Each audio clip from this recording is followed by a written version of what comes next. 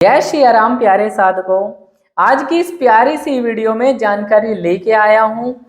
ईड़ा नाड़ी, पिंगला नाड़ी और सुषुम्ना नाड़ी हमारे सूक्ष्म शरीर में किस प्रकार से कार्य करती हैं, किस प्रकार से ये तीन नाड़ियों के माध्यम से हमारी कुंडलिनी शक्ति जागृत होते हुए हमारे दिव्य दृष्टि आज्ञा चक्र तक जाती है और 5 परतें मेल्ट होके हमें दिखना प्रारंभ होता है। यदि यह बैलेंस है तो पूर्ण रूप से आपकी दृष्टि खुल जाती है, बट यदि ये इम्बैलेंस है, भले ही आपकी कुंडलिनी ऊपर चली गई तो तब भी आप चाह के भी देख नहीं पाते हैं। तो इन तीन विशेष नाड़ी को हम किस प्रकार से एक्टिवेट करते हैं और किस प्रकार से इनका संतुलन रखा जाता है अपने शरीर के अंदर, ताकि हमारे शरीर के अंदर कोई भी बीमारी ना हो, हमारी दिव्य दृष्टि अच्छे से एक्टिवेट हो और हमारे जो प्राण तंत्र है वो पूर्ण रूप से अच्छे प्रकार से कार्य करे। तो प्यारे साधकों, इस वीडियो को शुरू से लेकर अंत तक जरूर देखिएगा ताकि आप लोगों को इन महत्वपूर्ण नाड़ियों के बारे में सूक्ष्म से सूक्ष्म सभी जानकारी प्राप्त हो। तो प्यारे साधकों, सबसे पहले आप मेरी वीडियो को लाइक करें, चैनल को आप सब्सक्राइब जरूर करें, कमेंट में अपने प्रश्न लिख के भेज सकते हैं। जो साधक मेरे साथ में जुड़ के मेडिटेशन क्लासेस ज्वाइन करना चाहते हैं या अपना ओरा और नेगेटिविटी की चेकिंग कराना चाहते हैं तो आप मेरे इस व्हाट्सएप नंबर पर कांटेक्ट करके चेकिंग करवा सकते हैं। तो प्यारे साधकों, शुरू करते हैं इस प्यारी सी वीडियो को। जैसे आप सभी साधकों को पता है, हमारे शरीर के अंदर वैसे तो 72,000 नाड़ियां होती हैं, बट उनमें 3 मुख्य नाड़ियां हमारे सूक्ष्म जगत को कनेक्ट कराने में सबसे ज्यादा हेल्पफुल होती हैं। अब वो जो नाड़ियां होती हैं वो होती है हमारी, जो हमारे जैसे ह्यूमन बॉडी है, ये हमारा लेफ्ट हिस्सा है, दाया हिस्सा जैसे मेरा लेफ्ट हिस्सा ये है, तो ये हिस्सा लेफ्ट का हो गया।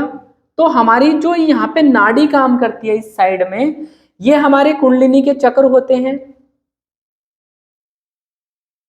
हर्ट चक्र हो गया, ये कंठ चक्र हो गया, ये हमारी दिव्य दृष्टि और सहस्त्रार हो गया। तो इस प्रकार से हम समझ लेते हैं। तो आपने इस प्रकार से देखा होगा कि कुछ इस प्रकार से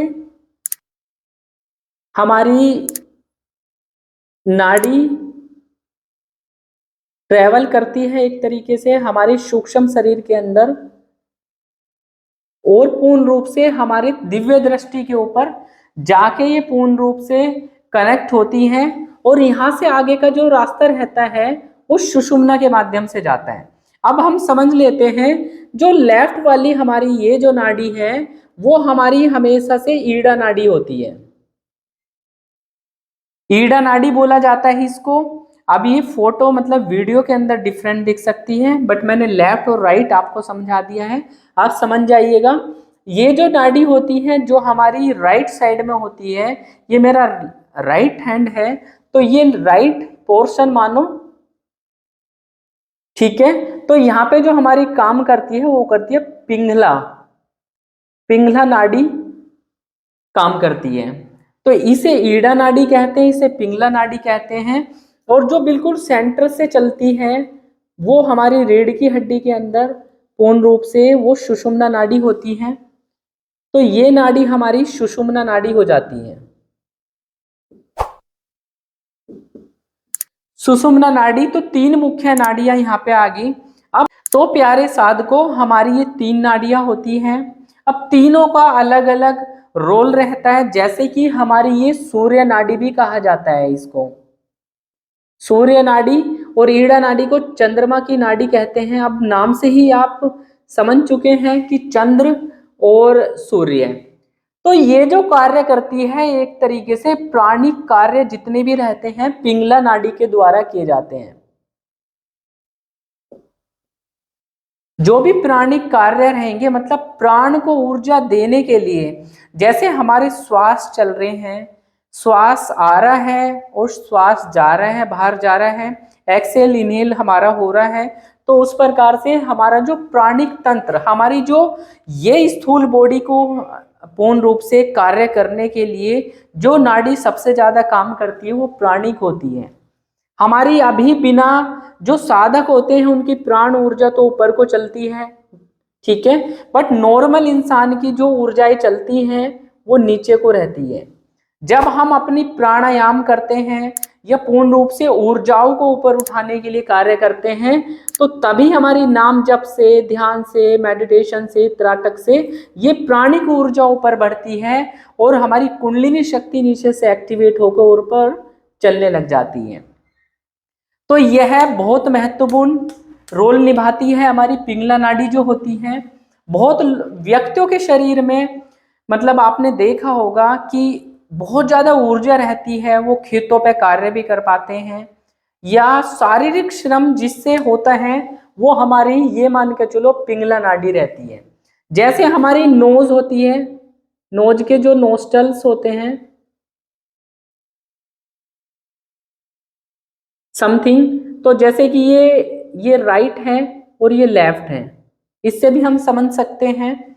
तो यदि हमारा राइट वाला नोस्टल से हमें श्वास आ रही है, जैसे हम देखेंगे तो एक नोस्टल से हमें ज्यादा श्वास आती है, तो इसका मतलब ये है कि हमारी उस समय पिंगला नाड़ी पूर्ण रूप से कार्य कर रही है, पिंगला नाड़ी उस समय एक्टिवेट है आपके शरीर के अंदर।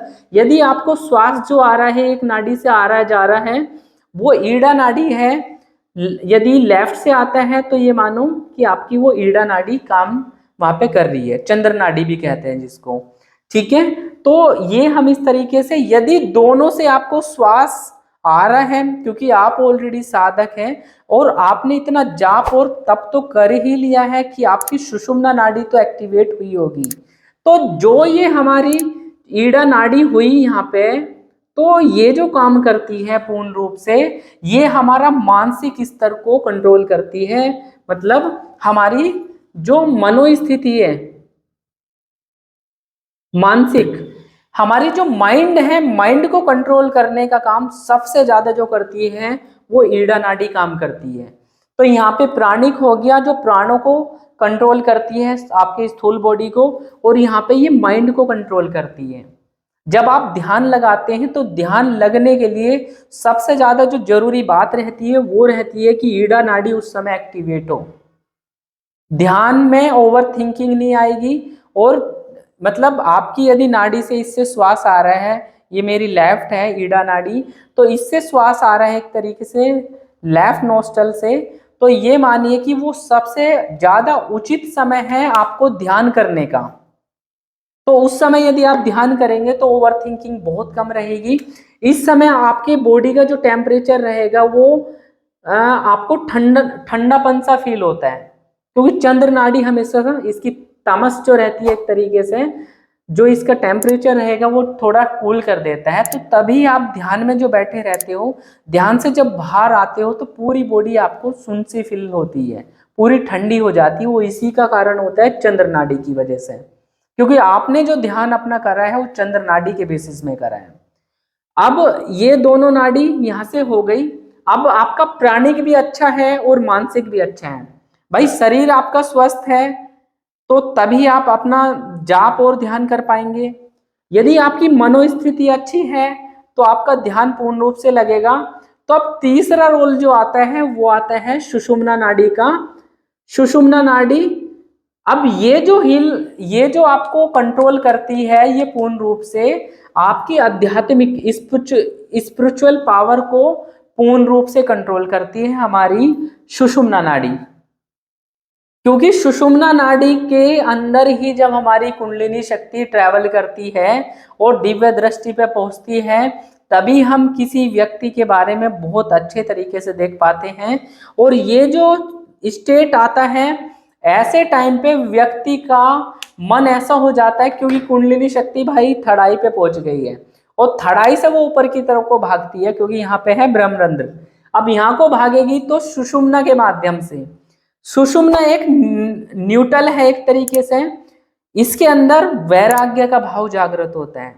तो ऐसा व्यक्ति डिटैच हो जाता है फ्रेंड सर्किल से, घर परिवार से, मोह माया से थोड़ा सा दूर हो जाता है और उसकी समाधि की स्टेट आगे अग्रसर हो जाता है जब वो सुषुम्ना के। तो सही तो अपने को जानने की यात्रा जो है वो सुषुम्ना के माध्यम से है। तो हमेशा से सुषुम्ना नाड़ी के माध्यम से जब हमारा काम होता है तो बहुत परफेक्ट काम होता है। और यहाँ पे हमारे कोई ऑब्स्टेकल्स नहीं रहते, हमारी कुंडलिनी शक्ति पूर्ण रूप से रूट से उठेगी, सैक्रल पूर्ण रूप से हर्ट चक्रा और कंठ चक्रा और आपकी दिव्य दृष्टि पे आती है। अब मान लिया आपकी इस कुंडलिनी के जो ये आपका है पिंगला नाड़ी में थोड़ी सी डिस्टरबेंस है, तो क्या रहेगा यदि आपकी सूर्य नाड़ी प्रॉपर वर्क नहीं करेगी तो शरीर के प्राणों में थोड़ी सी कमी आएगी। मींस आपके शरीर बीमार भी हो जाता है, बीमार के टाइम पे ये नाड़ी बहुत कम एक्टिवेट रहती है।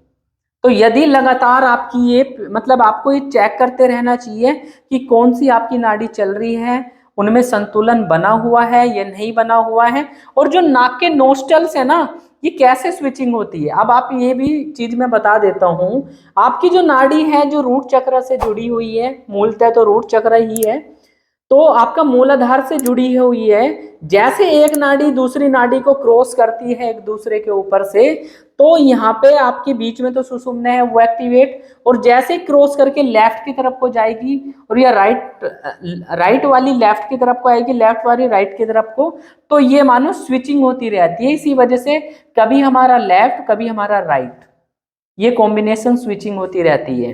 तो ये बाय डिफॉल्ट मुश्किल से 1 घंटा या 2 घंटे के अंदर स्विचिंग अपने आप बाय डिफॉल्ट होती है। बट जिसका सुषुम्ना चालू हो जाती है फिर ये स्विचिंग नहीं होती, वो बंदा ज्यादातर ध्यान में ही रहता है, उसको सबसे ज्यादा आनंद ध्यान के अंदर ही रहता है।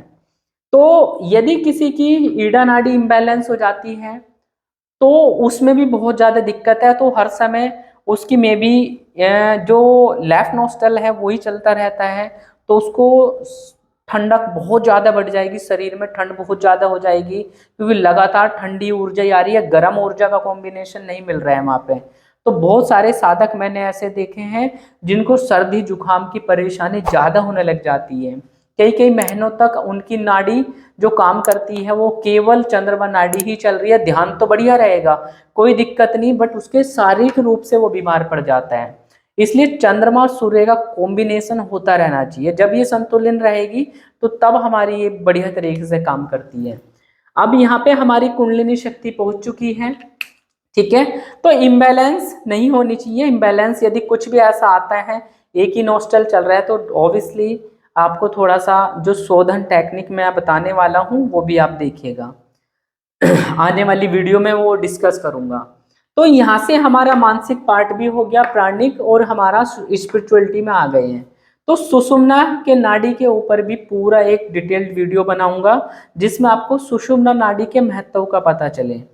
तो इस प्रकार से हमारी ईड़ा नाड़ी पूर्ण रूप से सुषुम्ना के माध्यम से हमारी दिव्य दृष्टि एक्टिवेट होती है, क्योंकि ये पूरी ऊर्जा जो हमारी यहाँ पे गई है, यहाँ से ईड़ा नाड़ी पिंगला नाड़ी आई और थड़ाई पे आके ये खत्म हो जाती है।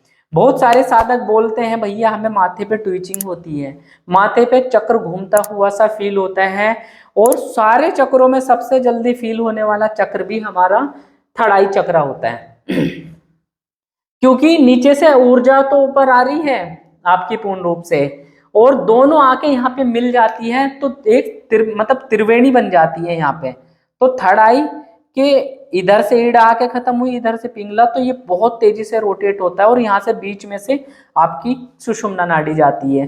तो इस वजह से आपको यहाँ पे वाइब्रेशन, माथे पे भारीपन, माथे पे दर्द होना, ये चक्र का बहुत तेजी से घूम जाना, या गुदगुदाहट आपके माथे पे होती है, वो भी इसी वजह से बनती है क्योंकि भाई तीनों नाड़ियों का संगम हो गया है यहाँ पे। तो इसलिए बाय डिफॉल्ट ये एक्टिवेट ही रहता है। महिलाओं को तो बहुत ज्यादा एक्टिवेट रहता है ये, उनकी इंट्यूशंस पावर पहले से ही, क्योंकि ब्रह्मरंध्र भी यहाँ से खुला हुआ है उनका ठीक है। तो इस प्रकार से ये हमारा मुख्यतः रोल निभाती है। यदि कोई भी नाड़ी इम्बैलेंस रहेगी तो 100% उसकी दिव्य दृष्टि में ब्लॉकेज आएगी, वो प्रॉपर देख नहीं पाएगा, ठीक है। अब हम अपनी तीनों नाड़ियों को किस प्रकार से हील कर सकते हैं, किस प्रकार से हम इनको संतुलित रखना चाहिए, हमें कौन सा एक अभ्यास है जो हमें अपने घर पे बैठकर 5 या 10 मिनट के लिए जरूर करना चाहिए सुबह के समय। सबसे ज्यादा असरदायक होता है क्योंकि पेट भी आपका खाली होता है और जो आपकी नसें नाड़ियां हैं वो भी एक तरीके से शांत स्टेट में रहती है। अब से इनको शोधन करने के लिए आपको केवल बैठ जाना है। सबसे पहले अपने शरीर को बिल्कुल सीधा करके बैठना है। इस प्रकार मान लिया ये है तो लेफ्ट वाला है तो पर्टिकुलर लेफ्ट को हम बंद करेंगे और राइट से श्वास लेंगे इस प्रकार से।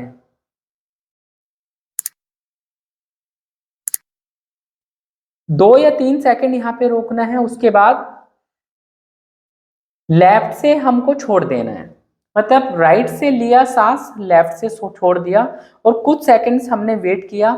जब हम श्वास ले रहे हैं तो हमें फील करना है पूर्ण रूप से कि हमारी श्वास पूर्ण रूप से आ रहा है, हमारे शरीर के अंदर कोस्मिक एनर्जी पूर्ण रूप से फीलिंग हो रही है और वो हमारे दिव्य दृष्टि के ऊपर तक जा रही है।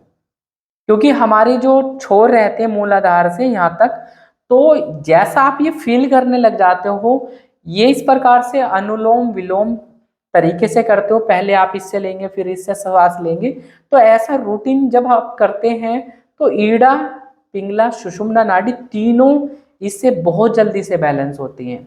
5 से 10 मिनट ये आपको जरूर करना चाहिए। पहले लेफ्ट से श्वास लो और फिर राइट से आप छोड़ो, फिर लेफ्ट से लो और फिर राइट से छोड़ो। इस प्रकार से आपको इन तीनों नाड़ियों को आप बैलेंस करके रख सकते हैं। और इस दौरान इमेजिनेशन भी आपको थड़ाई के ऊपर करनी है पूर्ण रूप से, जैसे उस छोर से जो ये त्रिवेणी बनी है तीनों नाड़ियों से आपकी पूर्ण रूप से लगातार ऊर्जा आपके आज्ञा चक्र पे आ रही है और पूर्ण रूप से आपके शरीर के सारे चक्रों को क्लीन करते हुए कुंडलिनी शक्ति आपकी उठती हुई यहाँ पे आ रही है।